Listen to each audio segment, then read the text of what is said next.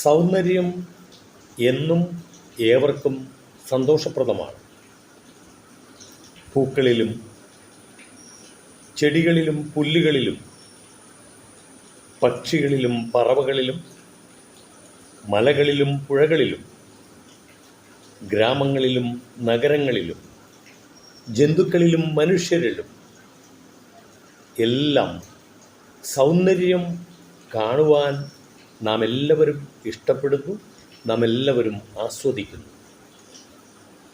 മനുഷ്യരിൽ സൗന്ദര്യമുള്ള സ്ത്രീകൾക്ക് എപ്പോഴും എവിടെയും മുൻഗണന ലഭിക്കുന്നു. എന്നാൽ കൃത്രിമ സൗന്ദര്യം അപകടകരമാണ്.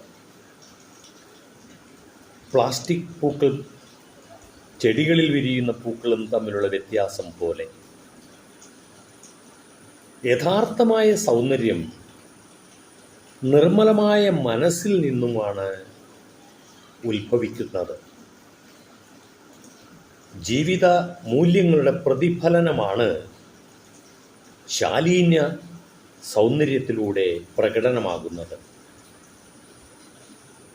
സൗന്ദര്യത്തിൻ്റെ പ്രകടന വസ്തുക്കളാണ് സ്ത്രീകൾ എന്നാണ് ആധുനിക ലോകത്തിലെ ബഹുഭൂരിപക്ഷം പേരുടെയും കാഴ്ചപ്പാട്.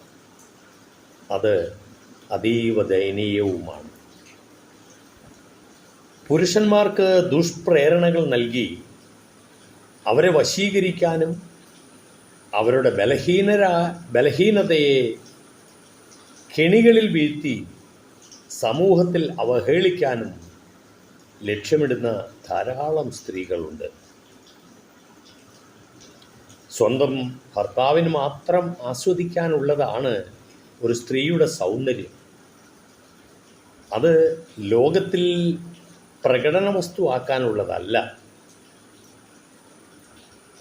മൂല്യങ്ങളില്ലാത്ത സ്ത്രീകളാണ് ലോക തകർച്ചയുടെ പ്രധാന കാരണക്കാർ.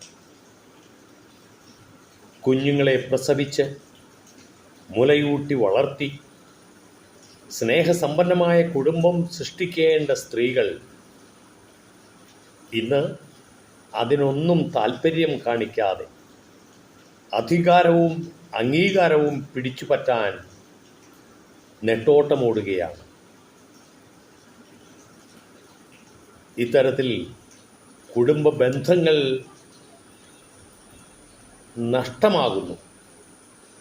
കുടുംബങ്ങളിലെ മക്കൾ അനാഥരായിത്തീരുന്നു, സ്നേഹമില്ലാത്തവരായിത്തീരുന്നു.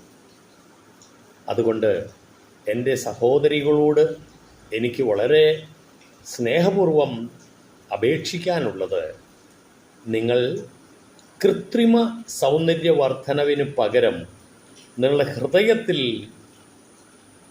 സൽസ്വഭാവവും മൂല്യങ്ങളും വളർത്തി ആ സൗന്ദര്യം നിങ്ങളുടെ മുഖത്തും നിങ്ങളുടെ ശരീരത്തിലും പ്രകടമാകട്ടെ. അപ്പോൾ നിങ്ങൾക്ക് എവിടെയും വില ലഭിക്കും എന്ന വസ്തുത ഓർമ്മയിരിക്കട്ടെ.